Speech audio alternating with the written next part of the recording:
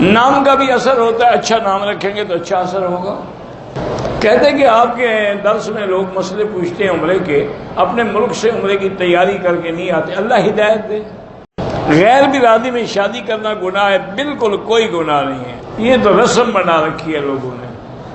پتہ نہیں کہ بریدہ گسیم میں کام کرتا ہوں، مجھے حرم کے آس پاس حرم میں کام مل جائے، اللہ سے دعا کرو، 2 رکعت پڑھ کے دعا کرو نوکری حرم کے قریب مل جائے۔ جو اللہ کے نیک بندے فوت ہو گئے ان کے ذمہ قرض ہے، ادا ہونا چاہیے ہر حال میں۔ اگر کوئی نہیں پھر اللہ ان کی اپنی طرف سے ادا فرمائیں گے۔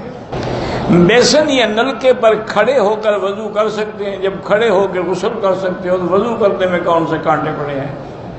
کہتے ہیں ہمیں جو بزرگ وظائف بتاتے ہیں وہ پڑھنے کی اجازت بھی دیتے ہیں، آپ وظیفہ تو بتا دیتے ہیں، اجازت نہیں دیتے۔ اجازت پر کسی بزرگ سے لے لینا نا، میں بزرگ تو نہیں ہوں کہ اجازت دوں۔ مالک سے پوچھے بغیر شہد اتار لیں، بالکل ناجائز ہے، اس کا ملک ہے۔ میرے ماموں کی شادی ہے، والدہ کہتی ہے چلو، میرا شوہر اپنی والدہ کے کہنے پر مجھے نہیں جانے دے رہے، بہرحال تم اپنے شوہر کی مانو، اب شادی کے بعد عورت شوہر کے تابع ہے۔ حد حرم سے باہر عرفات میں رہتے ہیں، اگر مدینہ جانا ہو زیارت کے لیے، واپسی پہ اگر سیدھا آپ نے عرفات آنا ہے پھر عمرہ ضروری نہیں ہے۔ اگر ہم جماعت میں پہلی رکعت رہ گئی تو جب امام سلام پھیرے کھڑے ہو کے 1 رکعت پوری کر لیں بس۔ بعض علماء فرماتے ہیں یہ پہلی ہو جائے گی، یا بعض فرماتے ہیں یہ چوتھی ہو جائے گی۔ بہرحال یہ بی بی عائشہ کے لیے اگر حکم ہوتا تو حضور یہ بھی فرماتے تھے کہ عائشہ یہ حکم مسجد عائشہ سے عمرے کا صرف تمہارے لیے ہے اور کسی کے لیے نہیں۔ اور دوسری بات یہ ہے کہ بی بی عائشہ ہر دفعہ تو نعوذ باللہ حیض میں نہیں ہوتی تھی، جب بھی آتی تھی عمرہ کرتی تھی۔ اور مردوں میں بھی عبداللہ بن زبیر، حضرت عبداللہ بن عمر نے عمرہ کیا ہے۔ حنفی مسلک کا آدمی کسی دوسرے امام کے قول پہ عمل کرے، اگر وہ اتنا بڑا عالم ہے کہ دونوں ائمہ کے قول کو سمجھتا ہے، پھر اس کی مرضی ہے، مجتہد ہے۔ اگر جاہل ہے تو پھر اپنے امام کے قول پہ رہے۔ اگر میقات پر جب ہم آئیں، عصر کا وقت تھا، عصر کی نماز پڑھ کے 2 لبیک پڑھ لیں بس۔ اگر عصر کی نماز پڑھ چکے تھے تو 2 رکعت پڑھنے کی ضرورت نہیں ہے، لبیک بعمرۃ لبیک اللہم لبیک پڑھتے ہوئے آ جائیں۔ عورت کا وہی احرام ہے جو کپڑا پہنا ہوا ہے، اسی میں وہ نیت کر لے، 2 رکعت پڑھ لے، اور کپڑا آگے کھینچ کے لٹکا لے، نقاب نہ باندھے۔ کہتے جی کہ میں نے دوستوں سے کہا کہ درباروں میں نہ جاؤ، انہوں نے کہا حضور کے لعاب کو پانی میں صحابہ منہ پہ ملتے تھے تو حضور نبی تھے، یہ دربار والے نبی ہیں، ان کی درباروں پر تمہیں کون سا لعاب ملتا ہے؟ یہ تو الٹا، جو تمہارے گھر پیسے رکھے ہوئے ہیں وہ بھی وہاں دینے پڑتے ہیں۔ اگر طواف کرتے ہوئے چپل اپنے تھیلے میں لٹکائے ہوئے ہیں کوئی حرج نہیں۔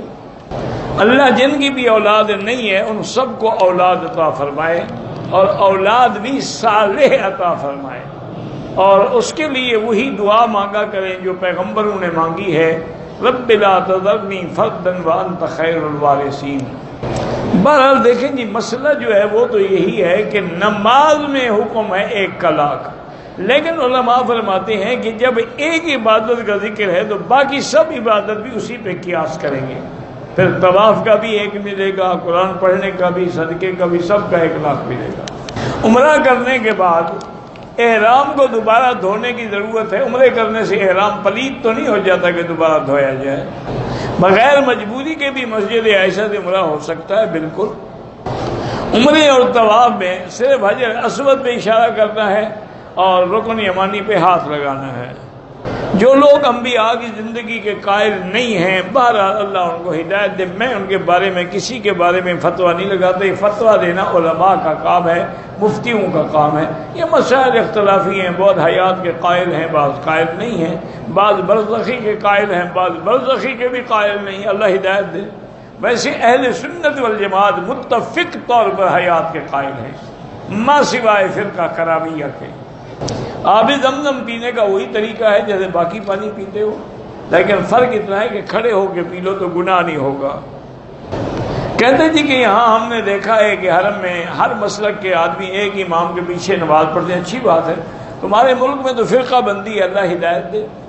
ایک عزیز نے مسجد کے لیے جگہ وقف کی تھی، کچھ اہل بدعت نے قبضہ کر لیا اور وہاں مسجد بھی بنا لی، وہ جانے ان کا کام جانے۔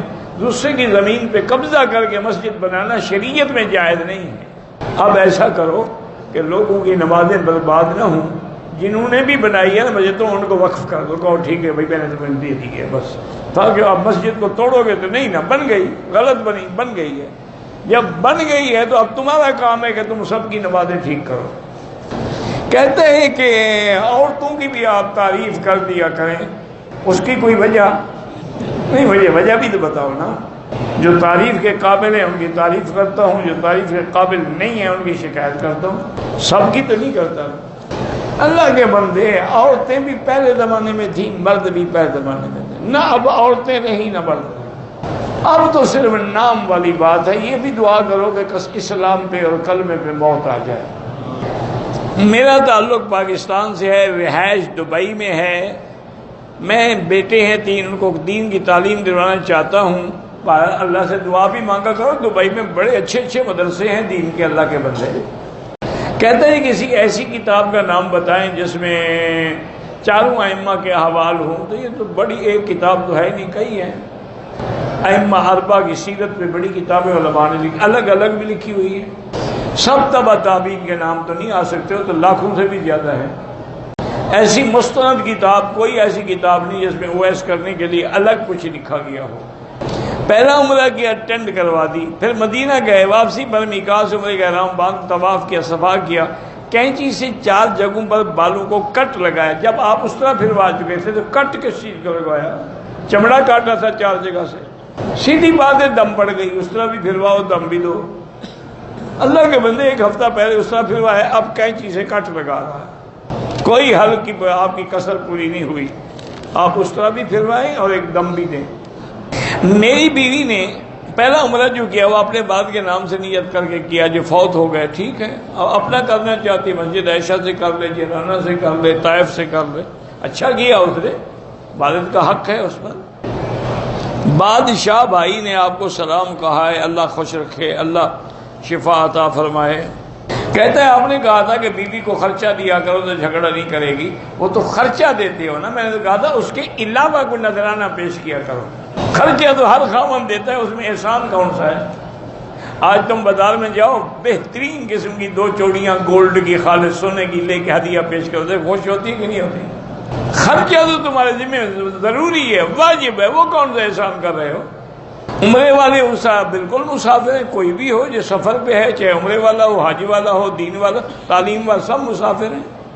میری کمر میں درد رہتا ہے، زمزم پی کے دعا بھی کریں اللہ سے، اور حکماں نے لکھا ہے کہ دال چینی کو پیس کے اس کا پاؤڈر بنا کے تھوڑا سا شہد میں ملا کے صبح و شام چاٹا کریں۔ شک اور وہم کی بیماری کا کیا علاج ہے؟ کوئی علاج نہیں، لاہور پڑا کرو۔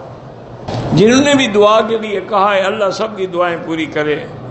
آپ ناراض ہو جاتے ہیں، آپ سوال ایسا نہ کیا کریں نا جو ناراض کرنے والا ہو۔